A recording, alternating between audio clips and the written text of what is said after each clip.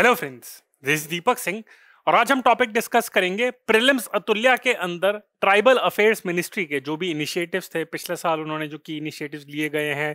काफ़ी सारी इवेंट्स हुई हैं। बिरसा मुंडा जो भगवान बिरसा मुंडा हैं, जो आपके ट्राइबल्स जो हैं उनको भगवान मानते हैं, तो फ्रीडम फाइटर भी हैं। तो उनकी बर्थ एनिवर्सरी पे आपका जनजातीय भारतीय गौरव दिवस आपका डिजिग्नेट करा गया। फिर पंचायती पेशा जो है आपका पंचायती राज एक्सटेंशन आपका, उस एक्ट को भी आपके 25 साल हो गए हैं। और भी बहुत सारे इनिशिएटिव्स लॉन्च करे गए हैं, काफी सारे म्यूजियम्स लॉन्च करे गए हैं, किसी माउंटेन का नाम चेंज करके माउंट मणिपुर करा गया है। तो ऐसे बहुत सारे इनिशिएटिव्स लिए गए हैं। तो इस कंटेक्स्ट में मैंने सोचा कि क्यों ना ट्राइबल्स के कंटेक्स्ट में या फिर मिनिस्ट्री ऑफ ट्राइबल्स के कंटेक्स्ट में या फिर ओवरऑल ट्राइबल्स के कंटेक्स्ट में जो भी इनिशिएटिव्स हैं, कॉन्स्टिट्यूशनल प्रोविजंस हैं, एक्ट्स हैं, उनको एक ही जगह पे पढ़ा दिया जाए, इंक्लूडिंग जो भी आपके पिछले साल में इनिशिएटिव्स हैं उसको एक बार पढ़ा दिया जाए। पर उन इनिशिएटिव्स का डिस्कस करने से पहले मैं चाहूंगा आप लोगों को एक बार कि क्या कॉन्स्टिट्यूशनल प्रोविजंस हैं और क्या जो डेफिनेशन है ट्राइबल्स की, वहां से एक बार स्टार्ट करना चाहूंगा। उसके बाद मैं आपको सारे इनिशिएटिव्स भी बताऊंगा। So friends, hence I will be covering this topic in a 3C approach: comprehensive, concise and contemporary. तो इस टॉपिक को हम डिस्कस करते हैं ट्राइबल अफेयर्स मिनिस्ट्री के जो भी आपके इनिशिएटिव्स हैं उसके कंटेक्स्ट में। तो जैसे मैंने आपको बताया कि पहले एक बार मैं चाहूंगा कि ट्राइबल अफेयर्स के बारे में या फिर ट्राइबल्स के बारे में अगर हम इनिशिएटिव्स डिस्कस करना चाहते हैं तो क्यों ना पहले डेफिनेशन की भी बात कर ली जाए। तो पहले तो डेफिनेशन देख लेते हैं क्या है। तो हम कॉन्स्टिट्यूशन से स्टार्ट करते हैं कि कॉन्स्टिट्यूशन ऑफ इंडिया क्या डिफाइन करता है ट्राइबल्स को, क्या क्राइटेरिया है और क्या क्या आपके और भी प्रोविजंस है। तो आर्टिकल 366 क्लॉज 25, तो article 366 clause 25 it defines scheduled tribes as those tribes that are deemed under article 342 to be scheduled tribes for the purpose of this constitution. तो आर्टिकल 366 क्लॉज 25 कहता है कि शेड्यूल्ड ट्राइब्स वो tribes हैं जो article 342 के अंदर मेंशन है। तो भाई पहले तुम वहां पे सीधे मतलब या तो ऐसा अच्छा यहीं पे डिफाइन कर देते, पर कोई बात नहीं, चलो हम आर्टिकल 342 भी डिस्कस कर लेते हैं। इसके दो क्लॉज हैं, क्लॉज 1, क्लॉज 2। तो president of India, again president of India may notify the scheduled tribes in a state after consultation with the governor of the state. तो यानी कि जो शेड्यूल्ड ट्राइब है वो स्टेट वाइज आपकी डेजिग्नेट करी जाएगी। तो again a particular tribe can be designated as a scheduled tribe in a state after consultation with the governor of the state। तो यानी कि प्रेसिडेंट ऑफ इंडिया अपने आप ही किसी ट्राइब को शेड्यूल्ड ट्राइब डेजिग्नेट नहीं कर सकता, बट गवर्नर के साथ कंसल्ट करने के बाद। तो एक्चुअली वैसे प्रेसिडेंट भी आपका और आपका गवर्नर भी दोनों आपका प्राइम मिनिस्टर और काउंसिल ऑफ मिनिस्टर्स उनके से डिस्कस करके होते हैं। प्रेसिडेंट के लेवल पे prime minister with council of minister, governor के लेवल पे chief minister with council of ministers. तो यही डिस्कस करते हैं अगेन। तो ये आर्टिकल 342 क्लॉज 1 है। फिर आर्टिकल 342 क्लॉज 2 के बारे में बात करें, it talks about the further inclusion और exclusion of any tribe from the list. तो it not only talks about the inclusion but also about the exclusion. हो सकता है कि बाद में उन्हें लगे कि यार चलो गलती हो गई या फिर कोई डेमोग्राफी चेंज हो गई, तो इस कंटेक्स्ट में एक पर्टिकुलर ट्राइब को एक्सक्लूड भी कर सकती है। In accordance with this article the president issued the constitution scheduled tribes order 1950 and it contains the list of scheduled tribes। तो आर्टिकल 366 क्लॉज 25 कहता है कि आर्टिकल 342 पढ़ो। 342 आपका कहता है कि president along with the governor can designate a particular tribe as a scheduled tribe। And ये दोनों आर्टिकल्स आपके कहते हैं कि भाई कॉन्स्टिट्यूशन शेड्यूल्ड ट्राइब्स ऑर्डर है जो प्रेसिडेंट ऑफ इंडिया इशू करता है। ये ध्यान रखना है कि प्रेसिडेंट ऑफ इंडिया इशू करता है। So it contains the list of scheduled tribes. Now what is the criteria, general criteria for a tribe to be included in the list of ST scheduled tribe की अगर हम बात करें तो क्या है, कोई ऐसा फिक्स क्राइटेरिया नहीं है, पर कुछ आपके नॉर्म्स फॉलो करी जाती हैं। वो आगे आपकी ज्योग्राफिकल आइसोलेशन कि कितना आइसोलेटेड है ये मेन स्ट्रीम आपके जो लोग हैं उनसे, shyness of contact with the community at large. तो अगेन ज्योग्राफिकल आइसोलेशन तो है ही कि चलो यार काफी दूर अलग से इनकी लाइफ है, तो कनेक्टिविटी के इश्यूज हैं। दूसरा, how much they are shyness of the contact with the community at large की बाकी सारे आउटसाइडर से कितना ओपन है, कितना क्लोज है ये बात करने में। इंडिकेशंस ऑफ प्रिमिटिव स्टेट्स, वो पता चला कि ट्राइब्स भी जो है वहां पे वो डेनिम जीन्स पहन के घूम रही है, टी शर्ट पहन के घूम रही है, या फिर अपने कस्टम्स को इग्नोर कर रही है। मतलब पहन सकते हैं और ऐसे भी एसटीज होते हैं जो ऐसा करते हैं, या फिर कोई भी आज के मॉडर्न फैशन में। पर प्रिमिटिव ट्रेड्स जो उनके पुराने कल्चर है, जो आदिवासी, जो ट्राइब्स के बारे में कहा जाता है आदिवासी, यानी कि सदियों से मतलब स्टार्टिंग से वो यहीं पे रह रहे हैं, तो क्या वो अपने प्रिमिटिव स्टेट्स जो हम एंशिएंट टाइम के बारे में अगर हम बात करें तो वो ट्रेड्स अभी भी फॉलो कर रहे हैं, नहीं कर ले? डिस्टिंक्टिव कल्चर, ये तो ऑब्वियस सी बात है कि भाई कल्चर डिस्टिंक्ट होना चाहिए तभी एक पर्टिकुलर ट्राइब को अलग से डिजिग्नेट करा जाएगा। And backwardness, backwardness point of view से यही कि हेल्थ, एजुकेशन, इकोनॉमिक इंडिकेटर्स इनके काफी बैकवर्डनेस है, ये काफी बैकवर्ड है इन इंडिकेटर्स से, इसी वजह से कुछ इशू है, तो इसी कंटेक्स्ट में ये आपका ट्राइब मेंशन करा गया है। तो these are the criteria for a tribe to be included in the list of ST. तो again these are very subjective in nature, तो ये वेरी करती है from one tribe to another. Geographical isolation, shyness of contact with the community at large, indications of primitive trade, distinctive culture and backwardness. अब हम बात करते हैं constitution में वैसे कुछ सेफगार्ड्स के बारे में भी हम बात कर लेते हैं कि कौन कौन से educational, economic and public employment related safeguards हैं।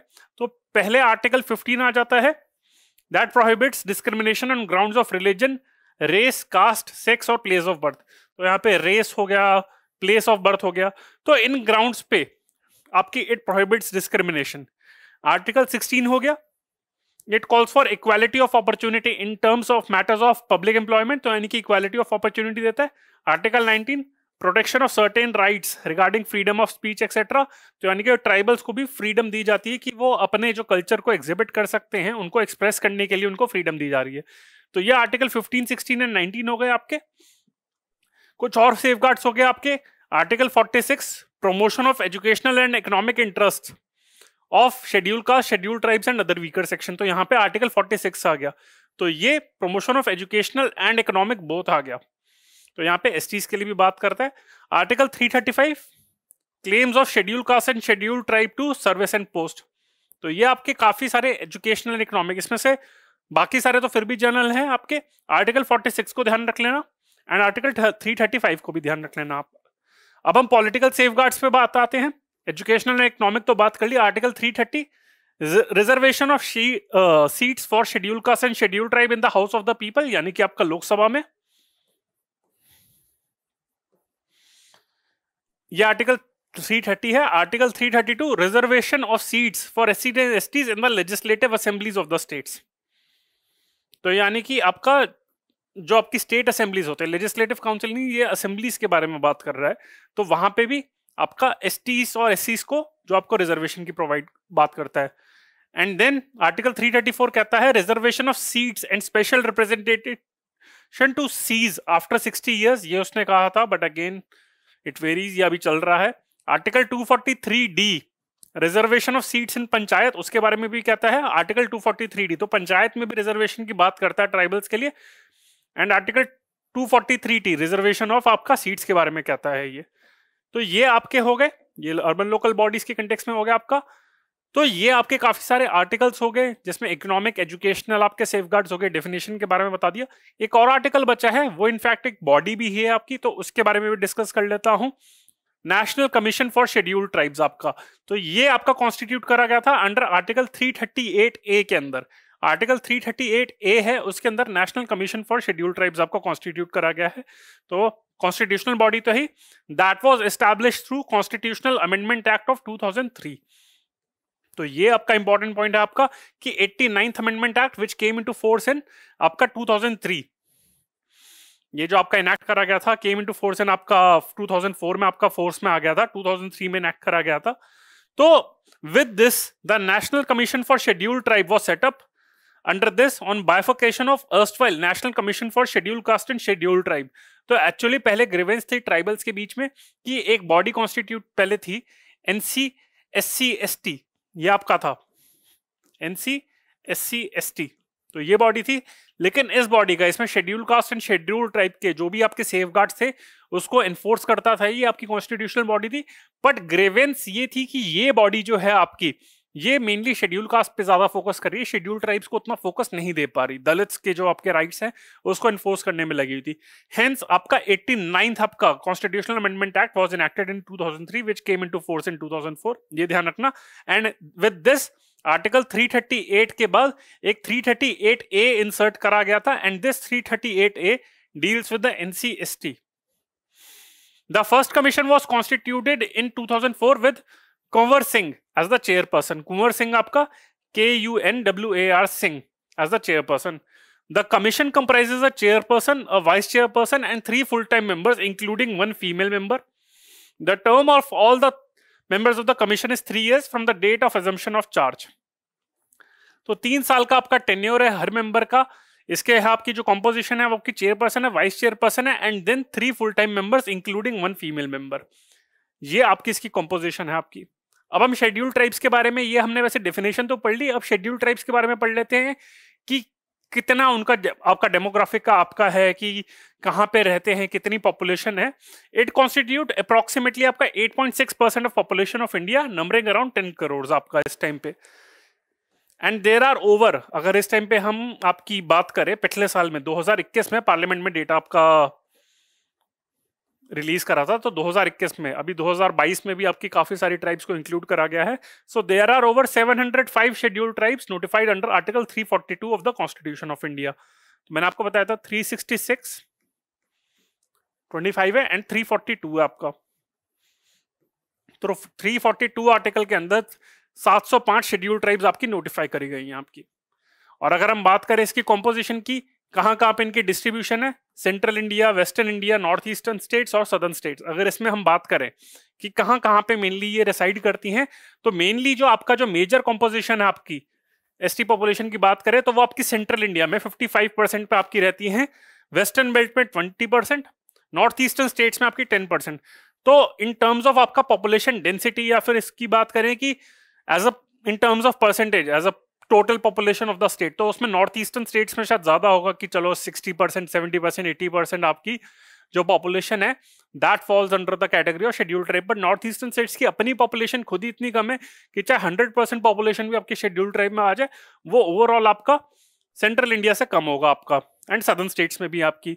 तो सेंट्रल इंडिया में सबसे ज्यादा आपका ईस्ट ऑफ वेस्ट बंगाल से अगर हम शुरू करें, उसके साथ झारखंड आ गया, फिर छत्तीसगढ़ हो गया, मध्य प्रदेश के आपके पार्ट आ गए, उड़ीसा हो गया, नॉर्थ वेस्टर्न एपी हो गया आपका, तो उसमें हो गया. वेस्टर्न बेल्ट में भी इनफैक्ट काफी ज्यादा, गुजरात, राजस्थान आपका, महाराष्ट्र, दादर एंड नागर दमन and Diu, and north eastern states आपके हो गई. एंड आपका सदर्न स्टेट्स में आपका सदर्न एपी आपका हो गया, कर्नाटका, केरला एंड तमिलनाडु, यहाँ पे भी आपका हो गया. अपार्ट फ्रॉम दैट आइलैंड्स पे भी आपका अंडमान एंड निकोबार, लक्षद्वीप, उन पे भी है.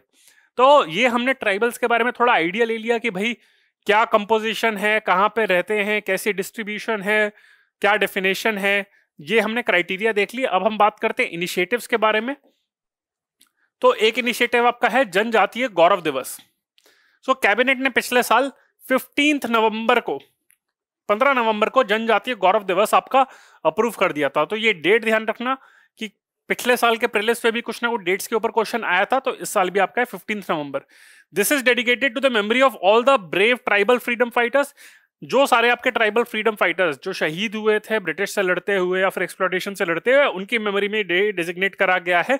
बट जो आपके ट्राइबल्स में, अगेन सारे ट्राइबल्स का कंट्रीब्यूशन बहुत ही ज्यादा इंपॉर्टेंट है, किसी में ऊपर नीचे हमको डिस्क्रिमिनेशन नहीं करना चाहिए. बट जो सबसे ज्यादा फेमस आपके माने जाते हैं वो बिरसा मुंडा, ट्राइबल्स इनको भगवान भी मानते हैं. तो श्री बिरसा मुंडा की इनकी बर्थ एनिवर्सरी पे जो काफी सारे ट्राइबल कम्युनिटीज उनको भगवान मानते हैं अक्रॉस द कंट्री आपका, तो उनकी बर्थ एनिवर्सरी को ही जनजातीय गौरव दिवस का डे डेजिग्नेट करा गया है 15 नवंबर. एंड एज आई सेड कि 15 नवंबर है, ऑल्दो बिरसा मुंडा, भगवान बिरसा मुंडा की बर्थ एनिवर्सरी पे डेजिग्नेट करा गया है, पर ये सारे डे डेडिकेट करा गया है सारे ट्राइबल फ्रीडम फाइटर्स को. तो ऐसा नहीं कि सिर्फ बिरसा मुंडा सर को ही डेजिग्नेट करा गया है. ठीक है, उसके बाद ही आपका जनजातीय गौरव दिवस तो आपका मेंटेन कर ही गया था, साथ में आपका 15 से 22 नवंबर तक आपका जनजातीय गौरव सप्ताह भी आपका सेलिब्रेट करा गया था, जिसमें और बहुत सारी इवेंट्स आपकी सेलिब्रेट करी गई थी. जनजातीय गौरव सप्ताह, सप्ताह का मतलब होता है आपका वीक होता है. तो in case instead of asking a question on जनजातीय गौरव दिवस, in case they ask a question on सप्ताह, तो बस ध्यान रखना सप्ताह आपका वीक होता है. तो ये आपका 15 नवंबर से आपका 22 नवंबर तक आपका सेलिब्रेट करा गया था. और जब हमने बात करी है बिरसा मुंडा के बारे में, तो उनके बारे में भी पढ़ लेते हैं. तो 25 साल की उम्र थी, from 1875 to 1900. So he was an Indian tribal freedom fighter, religious leader and folk hero who belong to the Munda tribe. तो मुंडा एक ट्राइब करके है, तो ये इनकी ट्राइब का नाम है Munda. He spearheaded a tribal religious millenarian movement that arose in Bengal presidency at that time, now Jharkhand. तो उस टाइम पे भी आपका बिहार हो गया, आपका झारखंड तो अभी न्यूली इंडिपेंडेंट आपका एक स्टेट है, आपकी 2000 में आपकी बनी थी अराउंड दैट टाइम। तो झारखंड आपका बिहार का था, एंड ओवरऑल उस टाइम पे ब्रिटिश कॉलोनियल टाइम पे आपका पूरा बिहार आपका बंगाल प्रेसिडेंसी के अंदर आता था। So in the late 19th century यहाँ पे इन्होंने एक मूवमेंट स्टार्ट करी थी अगेंस्ट द ब्रिटिश राज आपका। The revolt mainly concentrated in the Munda belt of Khunti, Tamar, Sarwada and Bandgaon. Khunti, Tamar, Sarwada and Bandgaon, तो यहां पे ही मेनली रिवोल्ट हुआ था। His slogan threatening the British raj was abua raj setar jana, Maharani raj tundu जाना। तो ये इनका स्लोगन था। तो ये भी पूछ सकते हैं, हो सकता है वो जनजातीय आपका गौरव दिवस पे क्वेश्चन ना पूछे, हो सकता है वो बिरसा मुंडा के ऊपर क्वेश्चन पूछ ले, प्रीलिम्स और मेंस दोनों में आपका। और मेरे को काफी चांसेस लगते हैं कि ट्राइबल फ्रीडम मूवमेंट पे कुछ ना कुछ क्वेश्चन बन सकता है आपका। So his slogan was threatening the British raj was abua raj setar jana, Maharani raj tundu jana, let the kingdom of the queen be ended and our kingdom be established. तो अबुआ राज सितर जाना मतलब हमारा राज आना, महारानी राज तुंदू जाना, तो यानी कि महारानी का राज तुंदू जाए, यानी कि मतलब भाड़ में जाए आपका। हिज पोर्ट्रेट इन फैक्ट, इनका रिकॉग्निशन, इनके कंट्रीब्यूशन को याद करते हुए इनका पोर्ट्रेट इनफैक्ट इंडियन पार्लियामेंट के म्यूजियम में भी इंक्लूड करा गया है। The only tribal leader to have been so honoured. Birsa Munda fought bravely against the country, against the country British आपका colonial era system of colonial system and spearheaded movement against the British, giving us call for Ulgulan, ULGULAN। तो again जो उस time पे जो आपका colonial British India था उसके against उन्होंने लड़ाई करी थी और उन्होंने कॉल दी थी फॉर उलगुलान, रेवोल्यूशन लाने के लिए, ULGULAN। तो ये स्लोगन ध्यान रख लेना, अबुआ राज सेतर जाना, महारानी राज तुंदू जाना एंड उलगुलान का इन्होंने कॉल दी थी इन्होंने। तो ये आपका हो गया बिरसा मुंडा जी के बारे में, और साथ में हमने वहां पे जनजातीय गौरव दिवस के बारे में बात करी, जनजातीय गौरव सप्ताह के बारे में बात करी। अब एक और ट्राइबल फ्रीडम फाइटर के बारे में बात करते हैं, रानी गिदेनलियो, इनके बारे में भी बात कर लेते हैं।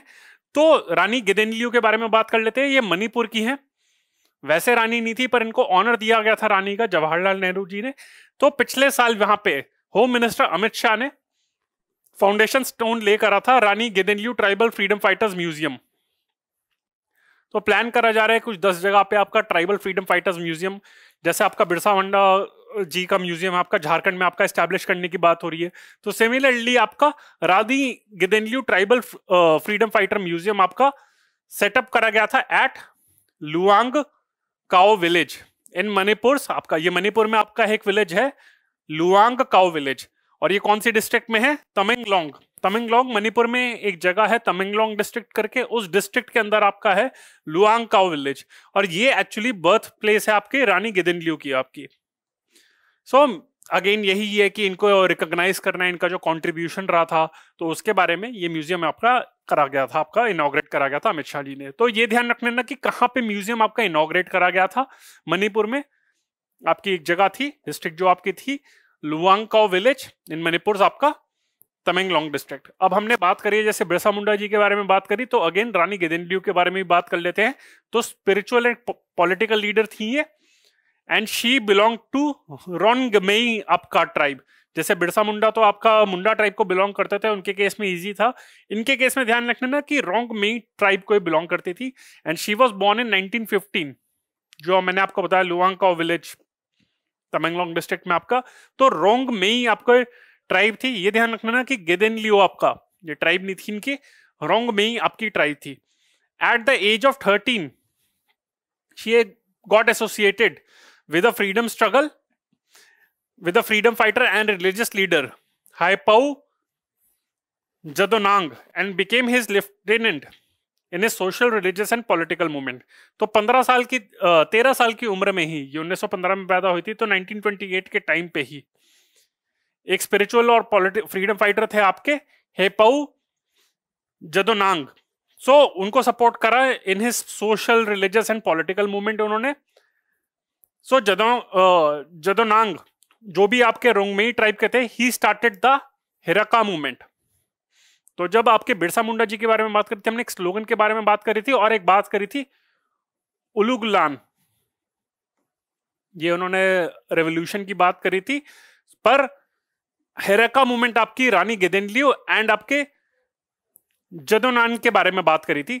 सो again he started the Heraka movement based on the ancestral Naga religion and envisioned an independent Naga kingdom, और नागा राज के बारे में था. तो उनको ऑब्जेक्टिव ऐसा नहीं था कि पूरा हिंदुस्तान फ्री करना है. अगेन वो वहां पे आपके नागा रिलीजन के बारे में और नागा राज के बारे में, नागा किंगडम के बारे में उन्होंने था. तो ये आपका हेरेका मूवमेंट था. Rani Gaidinliu's association with Jadonang prepared to her to fight the British. तो उनका जो ऑब्जेक्टिव था जदोनांग का था, वो सिर्फ नागा किंगडम के एस्पेक्ट में था, आपका हेरेका मूवमेंट था. पर रानी गेदिनलियू की जो एसोसिएशन थी with him prepared her to fight the British. After the execution of Jadonang she took up the leadership of the movement which slowly turned political from religious. तो पहले तो आपका नागा मूवमेंट के कंटेक्स्ट में था, फिर ये again transformed into fight against British. Acknowledging her role in the struggle against British, Jawaharlal Nehru called her the daughter of the hills and gave her the title of Rani or queen. इसी वजह से उनको रानी कहा जाता है, daughter of the hills. She passed away in 1993 at her native village, आपका वहीं पे उनकी डेथ हो गई थी. But before that she was bestowed a number of honors including the ताम्रपत्र in 1972, पद्म भूषण in 1982, विवेकानंद सेवा सम्मान in 1983 and स्त्री शक्ति पुरस्कार in आपका 1991. तो पद्म भूषण से भी इनको ऑनर करा गया था इनको. तो ये आपका सिविल डिसोबीडियंस मूवमेंट जो आपकी थी, जो 1930s के टाइम पे थी, उसमें इन्होंने फाइट करी थी. आपका सिविल डिसोबीडियंस आपका मूवमेंट था आपका. उस मूवमेंट में आपका सीडीएम जो आपकी थी 1930s में, तो उस मूवमेंट में इन्होंने पार्टिसिपेट करा था. जो इनकी हेरेका मूवमेंट थी दैट गॉट एसोसिएटेड विद आपका सिविल डिसोबीडियंस मूवमेंट. इनको जेल में डाल दिया गया था यंग एज पे, और जवाहरलाल नेहरू ने तब इनको रानी का टाइटल दिया था. तो इसमें से काफी क्वेश्चन बन सकते हैं अगर रानी गेदिनलियू के बारे में ही अगर हम बात करें. पहली बात तो ये इनका जो फ्रीडम फाइटर रानी गेदिनलियू ट्राइबल फ्रीडम फाइटर्स म्यूजियम, ये कौन से विलेज में, कौन सी स्टेट में है, कौन सी स्टेट को बिलोंग करती है? मणिपुर में, तमेंगलोंग डिस्ट्रिक्ट में आपका लुआंगकाओ विलेज है. फिर उसके बाद क्वेश्चन आ सकता है कि कौन सी ट्राइब को बिलोंग करती थी? आपका रोंगमेई ट्राइब को. और ये किसके इन्फ्लुएंस हुई थी? हाइपो जदोनांग आपका था. फिर उसके बाद इनको टाइटल किसने दिया था? अगेन रानी का, वो जवाहरलाल नेहरू ने दिया था. और फिर इनको पद्म भूषण एंड स्त्री शक्ति पुरस्कार भी आपको दिया गया था. तो ये इनका था. And she was also posthumously awarded the भगवान बिरसा मुंडा पुरस्कार इन 1996. तो इनकी डेथ हो गई थी आपकी 1993 में, और इनकी डेथ के बाद पद्म भूषण तो इनको पहले ही मिल गया था, भगवान बिरसा मुंडा पुरस्कार भी दिया गया था 1996 में. इनफैक्ट इंडियन कोस्ट गार्ड ने they commissioned a fast patrol vessel FPV by the name of ICGS Rani Gaidinliu in 2016 to honour her contribution to the freedom struggle. Rani Gaidinliu आपका, तो आपका एक ये फास्ट पेट्रोल वेसल भी आपका. और साथ में हमने रानी गेदिनलियू का म्यूजियम के बारे में बात करी, तो साथ में हम और भी कुछ म्यूजियम्स के बारे में बात कर लेते हैं. तो 2016 में प्रधानमंत्री मोदी जी ने अनाउंस करा था the government of India has sanctioned 10 tribal freedom fighter museum across the country. Rani Gaidinliu museum के बारे में बात कर ली. साथ में मोदी जी ने पिछले साल आपका भगवान Birsa Munda tribal freedom fighters museum भी आपका इनॉग्रेट करा था इन आपका झारखंड. तो झारखंड में आपका इनॉग्रेट करा था ये. तो ये ध्यान रखना आपका कि कौन से फ्रीडम फाइटर आपके म्यूजियम आपके थे. भगवान बिरसा मुंडा का आपका म्यूजियम था आपका झारखंड में, रानी गेदिनलियू का आपका मणिपुर में. अब हम एक नया टॉपिक की बात करते हैं, वो है माउंट मणिपुर. अब ये लगेगा कि माउंट मणिपुर है तो ये तो मणिपुर में होगा, पर ये गलत है. एक्चुअली जो माउंट हैरियट है आपका HARRIET, पिछले साल Mount Harriet was renamed as Mount Manipur. तो अमित शाह जी वहां पे गए थे, वहां पे अंडमान एंड निकोबार आपका. तो वहां पे उन्होंने अनाउंस करा, डिसाइड करा कि union government has rechristened the Mount Harriet a historical tourist spot in the Andaman and Nicobar island as Mount Manipur. तो ये ध्यान रखना, it is the third highest island peak in Andaman and Nicobar.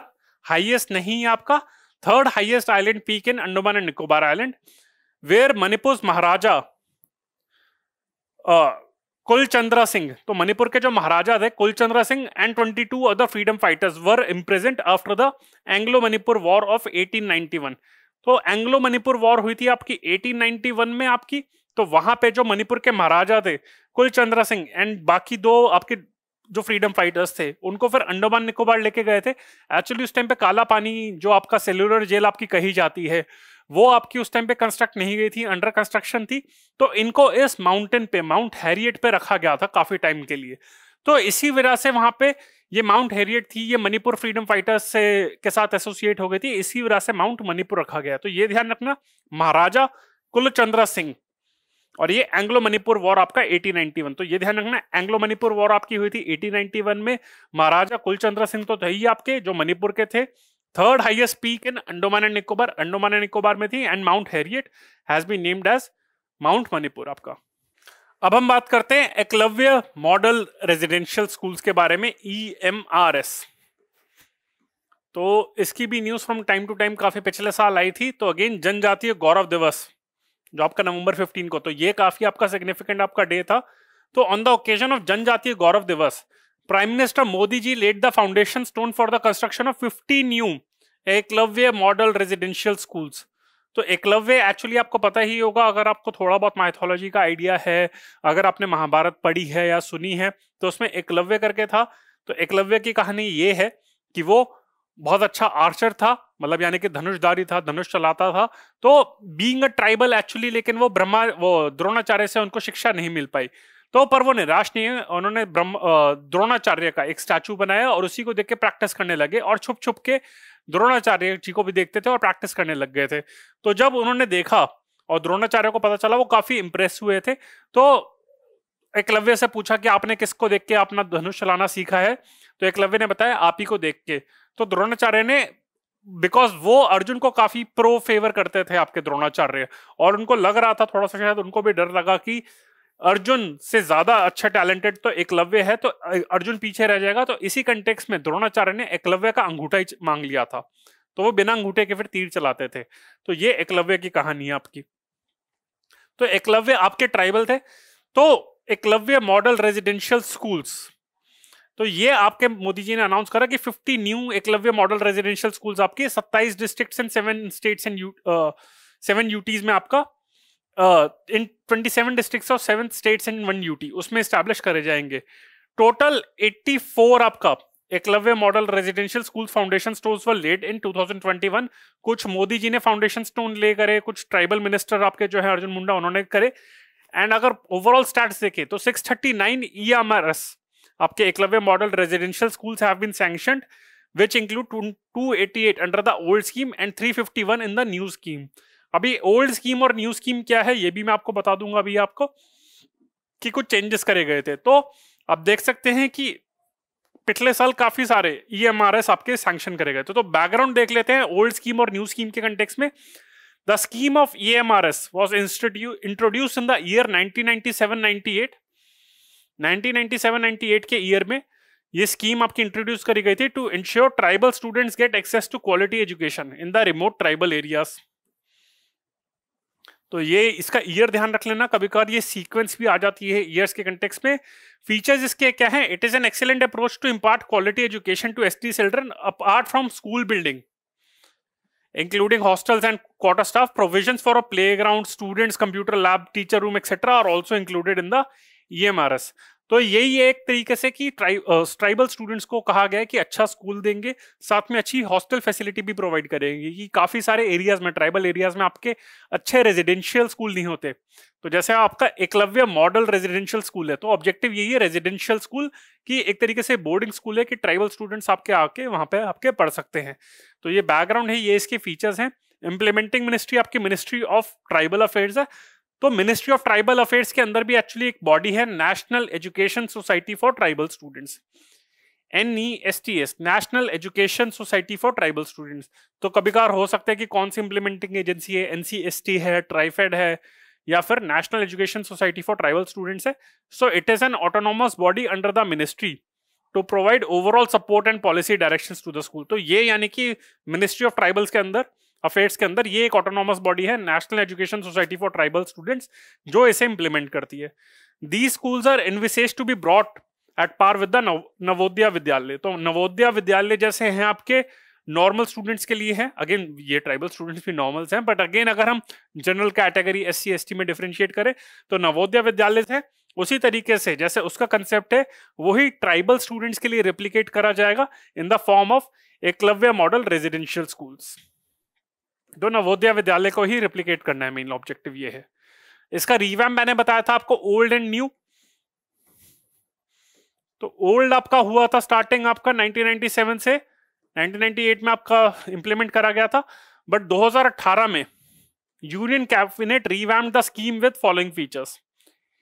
Eklavya model residential schools will be set up in every block with more than 50% ST population and at least 20,000 tribal persons।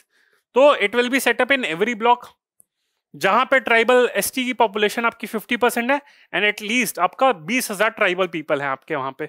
तो ये एक objective है, जो भी इन क्राइटेरिया को satisfy करता है वहां पे एक स्कूल आपका सेटअप करा जाएगा।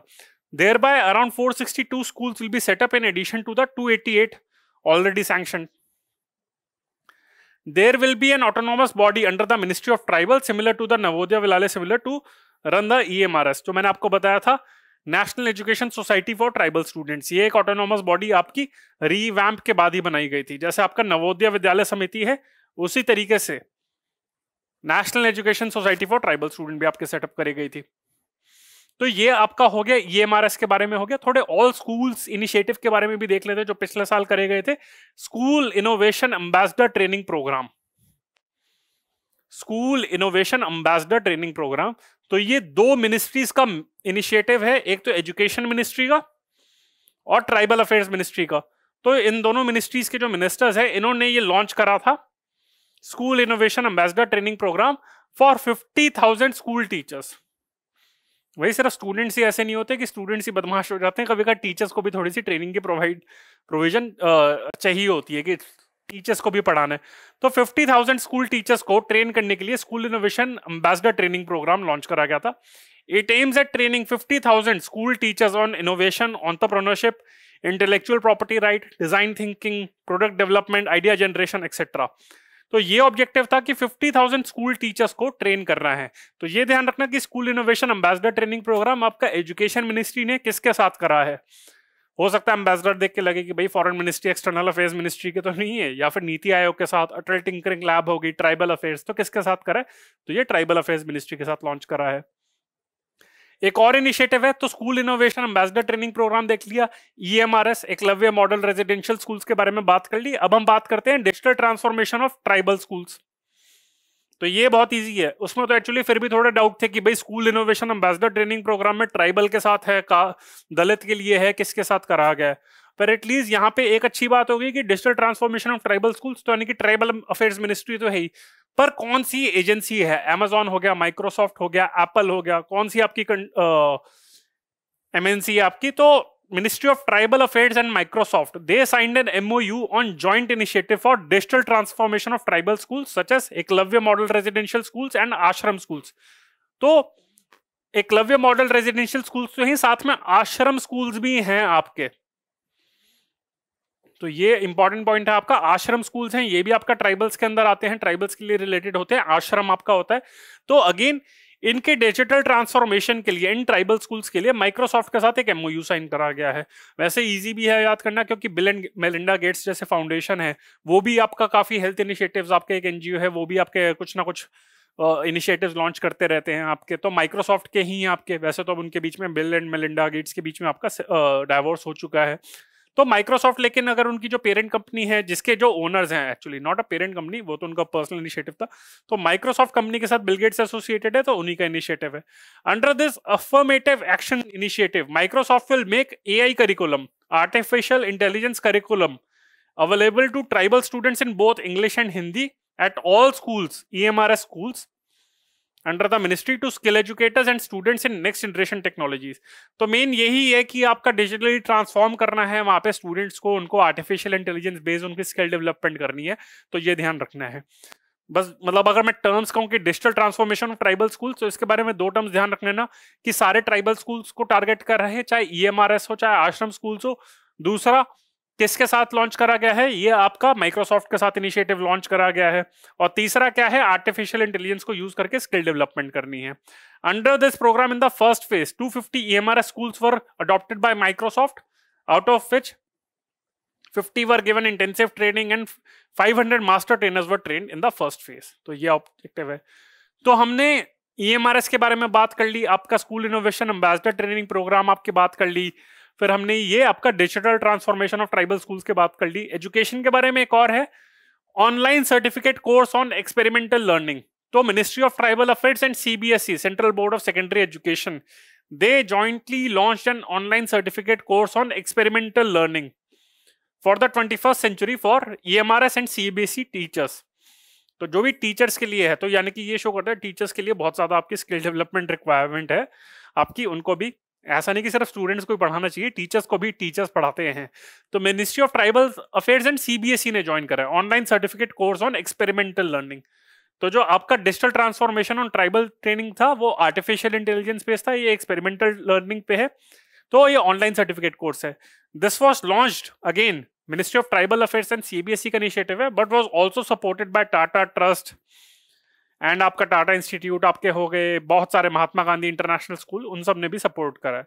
पर ये ध्यान रखना कि सिर्फ CBSE मेनली इन्वॉल्व है, ट्राइबल अफेयर्स मिनिस्ट्री तो बाय डिफॉल्ट आपकी होगी।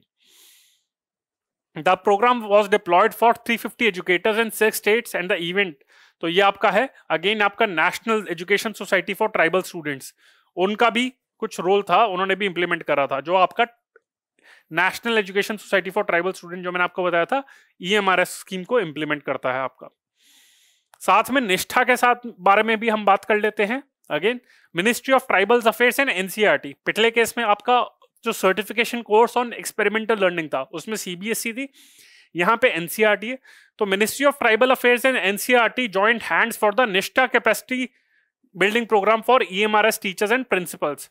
तो इन्होंने कहा भाई सिर्फ टीचर्स पे ही फोकस नहीं करना, प्रिंसिपल्स को भी टारगेट करना है। तो ये ministry of tribal affairs and NCERT ने इनिशिएटिव लिया था फॉर द निष्ठा कैपेसिटी बिल्डिंग प्रोग्राम। अब निष्ठा क्या है? NISHTHA stands for national initiative for school heads and teachers holistic advancement programme, national initiative for school heads teachers holistic advancement programme. तो ये आपका है national initiative for school heads and teachers holistic advancement programme, ये निष्ठा की full form है। तो ये initiative आपका ट्राइबल अफेयर्स मिनिस्ट्री का नहीं है, ये इनिशिएटिव निष्ठा इनिशिएटिव है, ये आपका department of school education and literacy है, under the ministry of education, department of school education and literacy. So इन्होंने ये नेशनल मिशन लॉन्च करा था to improve learning outcomes at the elementary level through an integrated teacher training programme called Nishtha. तो समग्र शिक्षा आपकी एक scheme है, comprehensive scheme है for education, उसके अंडर एक सेंट्रली स्पॉन्सर्ड स्कीम है समग्र शिक्षा, सेंट्रल सेक्टर नहीं है, सेंट्रल सेक्टर मतलब 100% सेंट्रली स्पॉन्सर्ड, सेंट्रली स्पॉन्सर्ड का मतलब होता है आपका कि यहाँ पे आपका स्टेट सेंटर आपका 60% शेयर होता है, 40% कॉस्ट आपकी स्टेट देती है। तो ये समग्र शिक्षा स्कीम आपकी सेंट्रली स्पॉन्सर्ड स्कीम है अगेन, एंड उसी के अंडर निष्ठा लॉन्च करा गया था स्कीम इन 2019-20, और ये आपका मिनिस्ट्री ऑफ एजुकेशन का है। It's a capacity building programme for improving quality of school education through integrated teacher training. तो ये department of school education and literacy का इनिशिएटिव है, और इसी इनिशिएटिव के अंदर ministry of tribal affairs and NCERT ने कोलैबोरेट करने के लिए आपका MOU साइन करा था। तो ये हो गए एजुकेशन रिलेटेड आपके इनिशिएटिव्स हो गए। साथ में एक और प्रोजेक्ट के बारे में बात कर लेते हैं, वृक्ष बंधन प्रोजेक्ट, VRUKSHA बंधन। तो वैसे तो रक्षाबंधन होता है, ये वृक्ष बंधन क्या है?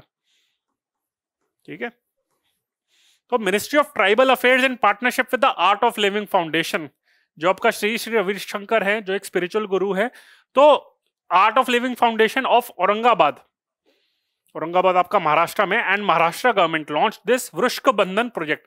तो इसमें ये ध्यान रखना कि ये इनिशिएटिव किसका है?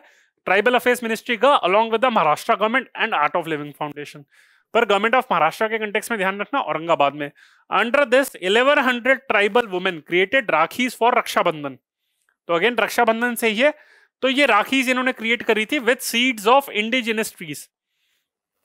तो सिर्फ ये मामूली, मतलब वैसे कोई भी राखी मामूली नहीं है, पर नॉर्मल जो राखीज आती है, फैंसी राखीज होती है, उनसे अलग है।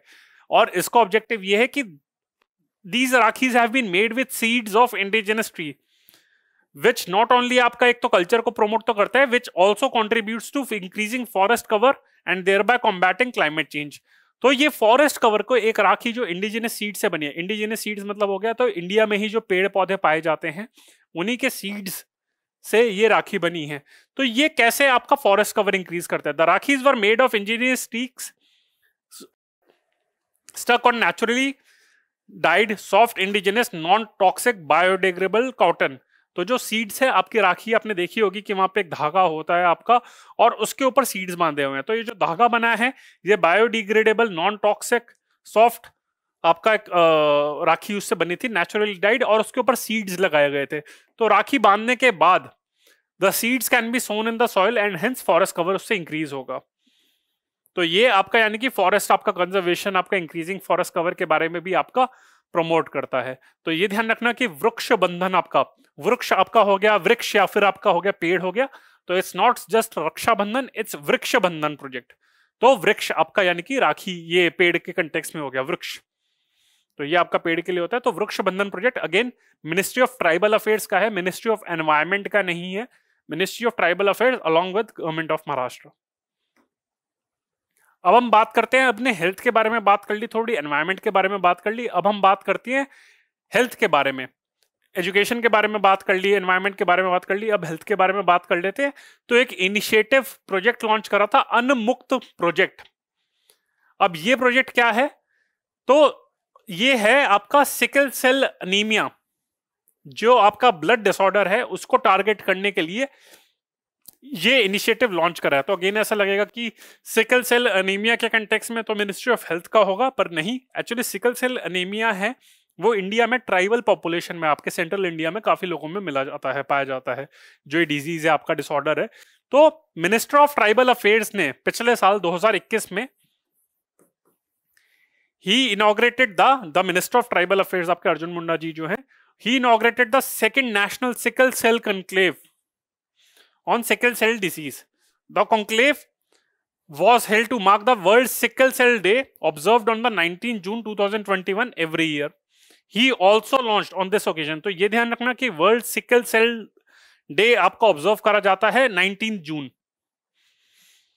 ये मत सोचना कि ऐसे डेज ऑफ ऑब्जर्वेंस पे क्वेश्चन नहीं आता, पिछले साल प्रीलिम्स में आया था, आगे भी आ सकता है। और हो सकता है कि कोई भी पर्टिकुलर डेज ऑफ ऑब्जर्वेंस होता है, डे ऑफ ऑब्जर्वेंस होता है तो किसी बैकग्राउंड में होता है। तो ये भी पढ़ लेना कि वर्ल्ड सिकल सेल डे आपका 19 जून को ही क्यों करा जाता है, किस इंसान को ऑनर करने के लिए या फिर क्या डिस्कवरी को ऑनर करने के लिए। तो इसी ओकेजन पे आपका second national sickle cell conclave तो इन्होंने इनॉग्रेट करा था, ये भी ध्यान रखना कि world minister of tribal affairs ने इनॉग्रेट करा था।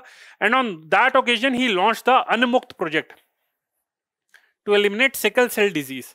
It is characterise by the, अगर हम सिकल सेल डिजीज के बारे में बात करें तो क्या होती है, it is characterise by sickle cell disease. Sickle आपका देखा ही होगा आपने, तो ये आपका डायग्राम समझाने के लिए बहुत इजी रहेगा। तो आपका अगर हम नॉर्मल हीमोग्लोबिन की बात करें तो ये आपका हीमोग्लोबिन है आपका नॉर्मल, आपका इस तरीके से ऐसे है आपका ये सर्कल सा है, और इसका क्रॉस सेक्शन देखें तो अगर हमको कट करें इसको तो अगर देख सकते हैं ये नॉर्मल हीमोग्लोबिन आपका, ये इसका क्रॉस सेक्शन ऑफ आरबीसी है, रेड ब्लड सेल्स है आपका, उसके बारे में देखें। और ये आपकी नॉर्मल रेड ब्लड सेल्स हैं, ये ब्लड वेसल है आपका। तो जो नॉर्मल आपके ब्लड वेसल्स होते हैं वो इजीली फ्लो कर लेते हैं, गोल गोल से हैं, तो घूम फिर के आपका यहाँ पे आसानी से आपका ये ट्रैवल कर लेते हैं। पर बिकॉज ऑफ सम रीजंस आपका ये कुछ एबनॉर्मल हो जाते हैं in the context of sickle cell आपका हो जाते हैं। तो सिकल आपको देखा होगा आपने, इस तरीके से सिकल होता है आपका, ठीक है। तो ये आपका एग्रीकल्चर में, फार्म्स में आपका यूज करा जाता है। कम्युनिस्ट पार्टी ऑफ इंडिया भी इसका ये आपका यूज करते हैं फार्मर मूवमेंट को प्रोटेस्ट सिंबलाइज करने के लिए। तो ये आपका नॉर्मल हीमोग्लोबिन आपका एबनॉर्मल हो जाता है और इस सिकल सेल शेप में हो जाता है आपका। तो आपका गोल होता है उस तरीके से, तो ये आपका नॉर्मल है आपका गोल, पर ये सिकल सेल हो जाता है। तो आप देख सकते हैं इस तरीके से ब्लड वेसल्स को ब्लॉक कर लेता है बिकॉज ऑफ अनइवन शेप आपका सिकल सेल शेप में। Cross section of sickle cell को देखें तो ये सिकल सेल आपका ब्लड वेसल को ब्लॉक कर देता है। इसी कंटेक्स्ट में आपका ये आपका एक डिजीज होती है। तो मैंने बताया था कि सिकल सेल आपका अनीमिया और sickle cell disease is a modification in the shape of the red blood cells from a smooth donut shape into a crescent और अ हाफ मून शेप। तो आपका डोनट शेप में आपका होता है, गोल सा होता है, आपका स्मूथ सा होता है, पर वो आपका चेंज शेप कर लेता है इनटू अ क्रेसेंट और अ हाफ मून शेप आपका। These cells lack plasticity and can block small blood vessels, impairing the blood flow, जो मैंने आपको बताया था। This conditions lead to a shortened of red blood cell survival and subsequent anemia। तो sickle cell जो disease होता है उसके चक्कर में आपका ब्लड वेसल्स की शॉर्ट, आपका ब्लड सर्कुलेशन की शॉर्टेज हो जाती है, उसको डिसरप्ट करता है, और इसी वजह से ये अनीमिया आपका हो जाता है, सिकल सेल अनीमिया बन जाता है। This leads to chronic acute pain syndromes, severe bacterial infections and necrosis, tissue death. Anemia is a medical condition in which the red blood cells count of hemoglobin is less than normal। तो आपका जब red blood sales का जो count है आपका, तो वो जब लेस देन नॉर्मल हो जाता है तो वो अनीमिया होता है। Symptoms of anaemia include fatigue, shortness of breath, hair loss. तो ये आपका मेडिकल कंडीशन है अनीमिया, और जब ये सिकल सेल के वजह से होती है तो उसे सिकल सेल अनीमिया कहते हैं। अनीमिया वैसे भी हो सकता है आपका, पर ये सिकल सेल के चक्कर में होता है। तो वैसे तो ये आपका अफ्रीका में काफी ज्यादा कॉमन है, ऑल ओवर द वर्ल्ड अगर आप देखें तो। अगेन इसकी किसी वजह से होता है, ये मैंने आपको बता दिया, सिकल सेल आपका होता है, और इसके ऑब्जेक्टिव, इसके वजह से इंपैक्ट क्या रहता है, short end of red blood cell survival and subsequent anaemia. तो मैंने आपको अनीमिया भी बता दिया वहां पे, और उसकी वजह से hair loss, shortness of breath, fatigue या डेथ भी हो सकती है। ट्रीटमेंट कैसे हो सकती है, high fluid intake, healthy diet by blockage हो जाती है तो पीछे से पानी आएगा आपका, तो यानी कि आपका सर्कुलेशन होती रहती। फोलिक एसिड, आयरन सप्लीमेंटेशन जब सिकल सेल अनीमिया होता है, pain medication, vaccination and antibiotics for the prevention and treatment of infection and other measures आपका।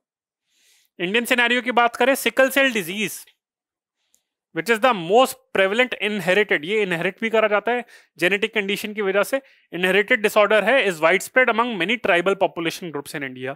इसी वजह से मिनिस्टर ऑफ ट्राइबल्स ने इसको, सिकल सेल का जो कंक्लेव था वो मिनिस्टर ऑफ ट्राइबल अफेयर्स ने इनॉग्रेट करा था, हेल्थ मिनिस्टर ने नहीं। द डिजीज इन इंडिया, तो ट्राइबल पॉपुलेशन आपको मैंने बताया था कि ट्राइबल ग्रुप्स, अब आप शायद समझ रहे होंगे कि मैंने ट्राइबल ग्रुप्स पहले क्यों बता दिए थे आपको, कहाँ पे कॉन्सेंट्रेटेड है। तो सेंट्रल इंडिया में है तो मेनी ट्राइबल ग्रुप्स जो आपके हैं, उसमें आपके ट्राइबल्स में आपकी काफी कॉमन है। Hence the disease is prevalent predominantly in Jharkhand, Maharashtra, Madhya Pradesh, Chhattisgarh, western Odisha, eastern Gujarat and pockets of the Nilgiri hills in the north Tamil Nadu and Kerala. तो थोड़ा नीलगिरी एरिया में भी, वहां पे जो फॉरेस्ट है वहां पे ट्राइबल्स है, उसमें भी मिलते हैं। बाकी central India, Jharkhand, Madhya Pradesh, Chhattisgarh, western Odisha, Maharashtra, eastern Gujarat, यहाँ पे भी होता है आपका। तो ये सिकल सेल डिजीज है आपकी। अब हम नेक्स्ट टॉपिक डिस्कस करते हैं, अन्नमाया, ANAMAYA। अगर आपको थोड़ा बहुत हिंदी का ज्ञान है, मैं कोई इंपोज नहीं कर रहा ना, मैं कुछ कहना चाहता हूँ कि हिंदी पढ़िए, आपको पढ़नी चाहिए ठीक है, अगर नहीं पढ़ रहे तो भी कोई बात नहीं, पर एटलीस्ट इन वर्ड्स को आप ध्यान रख लीजिए, क्योंकि काफी सारे गवर्नमेंट इनिशिएटिव्स आपके हिंदी बेस्ड हैं आपके। तो ANAMAYA, अन्नमाया का मतलब है फूड रिलेटेड हो गया, अन्न मीन्स फूड आपका। तो Annamaya is a tribal health collaborative. तो ये आपका ट्राइबल हेल्थ को फोकस करने के लिए, हेल्थ एंड न्यूट्रिशन को इंप्रूव करने के लिए अन्नमाया एक इनिशिएटिव है, which was launched by the two ministries, tribal affairs का मिनिस्ट्री एंड हेल्थ मिनिस्ट्री। तो ये आपका दोनों मिनिस्ट्रीज ने लॉन्च करा है। कुछ इनिशिएटिव जैसे मैंने बताया था कि एजुकेशन मिनिस्ट्री और ट्राइबल मिनिस्ट्री ने एजुकेशन के लिए लॉन्च करे थे, सिमिलरली अन्नमाया आपका tribal affairs ministry as well as health ministry दोनों ने लॉन्च करा था। This tribal health collaborative is a multi-stakeholder initiative of the Tribal Affairs Ministry, supported by the Piramal Foundation and Bill and Melinda Gates Foundation। तो मैंने Microsoft के बारे में तो बता दिया था उन्होंने कि वहां पे आपका एक्सपेरिमेंटल लर्निंग के कंटेक्स्ट में भी उन्होंने इनिशिएटिव लॉन्च करा था। So Piramal foundation and Bill and Melinda Gates foundation के साथ मिलकर ये ट्राइबल अफेयर्स का मिनिस्ट्री का इनिशिएटिव है, पर हाँ हेल्थ मिनिस्ट्री भी थोड़ा बहुत इन्वॉल्व है। It will converge efforts of various government agencies and organisation to enhance the health and nutrition status of the tribal communities in India। तो अगेन इसको स्पेयर हेड तो कर रही है आपकी ट्राइबल अफेयर्स की मिनिस्ट्री है, बट इसमें गवर्नमेंट ऑफ इंडिया की बहुत सारी एजेंसीज इन्वॉल्व है, सपोर्टेड बाय द एनजीओज या फिर आपका सिविल सोसाइटी ग्रुप्स लाइक आपका Piramal foundation and Bill and Melinda Gates foundation. तो ये ऑब्जेक्टिव यही है कि हेल्थ एंड न्यूट्रिशन आपका, अन्नमाया आपका, तो फूड तो प्रोवाइड करना है। ध्यान रखना कि health and nutrition are two different thing. Health तो एक ठीक है, पर हेल्थ में तो हो गया, या फिर फूड के कंटेंट, मतलब food and nutrition are two different thing. Food में आप जंक फूड भी खा सकते हैं तो लगेगा चलो उसको खा के पेट भर गया, पर हो सकता है वो न्यूट्रिशियस ना हो और बैलेंस न्यूट्रिशियस ना हो। तो इसी कंटेक्स्ट में न्यूट्रिशन पे भी फोकस करा जा रहा है। तो ये अन्नमाया है आपका। अब एक और ऑब्जेक्टिव आपका इनिशिएटिव है गोल करके, ये पिछले साल पहले भी आपका लॉन्च करा गया था, पिछले साल भी ये न्यूज में था गोल। तो ऐसा लगेगा कि गोल के नाम से कि भाई स्पोर्ट्स के कंटेक्स्ट में है, खासकर फीफा के कंटेक्स्ट में है, फुटबॉल के कंटेक्स्ट में है, हॉकी के कंटेक्स्ट में है, पर ऑब्जेक्टिव इसका पूरा नाम है इसका गोइंग ऑनलाइन एज लीडर्स। तो ये इनिशिएटिव आपका going online as leaders, it is a joint initiative of ministry of tribals, tribal affairs का ही मिनिस्ट्री का है, but this one is along with Facebook, जो आपकी इस टाइम पे प्रेजेंटली इसका नाम हो चुका है मेटा, मेटावर्स, ध्यान रखना है इसका Meta. So this initiative is for digitally enabled membership and empowering tribal youth to become leaders in their area of interest. तो ये गोल इनिशिएटिव है, ट्राइबल अफेयर्स मिनिस्ट्री का है, इसका नाम ध्यान रखना goal going online as leaders. तो ये ट्राइबल अफेयर्स मिनिस्ट्री का इनिशिएटिव है along with Facebook for digitally enable mentorship and empowering tribal youth to become leaders. तो अगेन इस पे digital online going online as leaders, तो यानी कि लीडरशिप क्वालिटीज इंपार्ट करी जाएंगी but in online medium. Through the goal initiative, renowned people from industry, art, politics, business, etc., known for their leadership skills, will be mobilized to personal mentor tribal youths through a digital medium. तो उनके लिए भी इतना सारे जो leadership positions पे उनके लिए भी इतना टाइम नहीं रहेगा कि स्पेसिफिकली किसी के पास पर्टिकुलरली जाके वो किसी को मेंटर करें। तो ऑनलाइन मीडियम्स के थ्रू जो डिजिटल डिवाइड आपका ब्रिज कर रहा है, तो उसके कंटेक्स्ट में ये पर्सनल मेंटरशिप आपका ये आपका प्रोवाइड करेंगे। वैसे मेंटरशिप स्कीम एक दिल्ली में आम आदमी पार्टी ने भी लॉन्च करी थी, मैं प्रमोट नहीं कर रहा, प्रीलिम्स के लिए बता रहा हूँ कि एक इनिशिएटिव वो भी लॉन्च करा था, देश का मेंटर स्कीम। तो वो भी आप ध्यान रख लेना, आम आदमी पार्टी ने लॉन्च करा था आपका दिल्ली में। आम आदमी पार्टी कहीं जगह पे आपका पंजाब में भी, पर दिल्ली में लॉन्च करा था। तो ये आपका गोल प्रोग्राम है और इसका प्रेजेंट स्टेट इसका देखें तो 23 स्टेट्स एंड यूटीज को कवर कर रहा है, पिछले साल और स्टेट्स में भी कवर करा था। तो Facebook going online as leaders, ministry of tribal affairs and Facebook, and through digital medium आपका मेंटरशिप प्रोवाइड करी जाएगी। फिर एक national schedule tribes finance and development corporation के बारे में बात कर लेते हैं। मैंने आपको एक तो बताया था कि आपकी नेशनल कमीशन फॉर आपका एजुकेशन के कंटेक्स्ट में वो EMRS को आपको सपोर्ट करता है, उसके अंदर उस स्कीम को 2018 में मेंशन करा गया था। ये दूसरा एक और बॉडी है आपकी, NCST अलग है, ये एक अलग है, national schedule tribe finance and development corporation. तो NST ये तो आपको चलो ध्यान रहेगा, FDC finance and development corporation. तो पिछले साल इसने NST FDC ने एक MOU साइन करा था with Khadi and village industries commission to act as implementing agency under prime minister employment generation programme. तो Khadi KVIC Khadi and village industry commission है, ये एक स्कीम इंप्लीमेंट करती है prime minister employment generation programme. तो NST FDC ने KVIC के साथ एक MOU साइन करा कि चलो मैं भी इसको इंप्लीमेंट करूंगा। तो अगेन हम इस बॉडी के बारे में देख लेते हैं, पिछले साल इसने MOU साइन करा था। तो this was set up, NST FDC was set up in 2001 as a non profit company under ministry of tribal affairs. तो as a non profit company को बनने के लिए मिनिस्ट्री ऑफ ट्राइबल अफेयर्स के अंदर सेटअप करा गया था। NST FDC extends concessional loans to all eligible scheduled tribe persons for undertaking any income generation activities, self-employment through its implementing agency. तो ऑब्जेक्टिव अगर हम देखें तो NST FDC ने KVIC के साथ MOU साइन करा फॉर इम्प्लीमेंटिंग द PMEGP। एक तो ये हो गया ट्राइबल एरियाज में। दूसरा, ये सेटअप कब करी गई थी? 2001। स्टेटस क्या है? Non profit company of ministry of tribal affairs. Objective क्या है? To provide loan to those people who are going for entrepreneurial activities आपकी।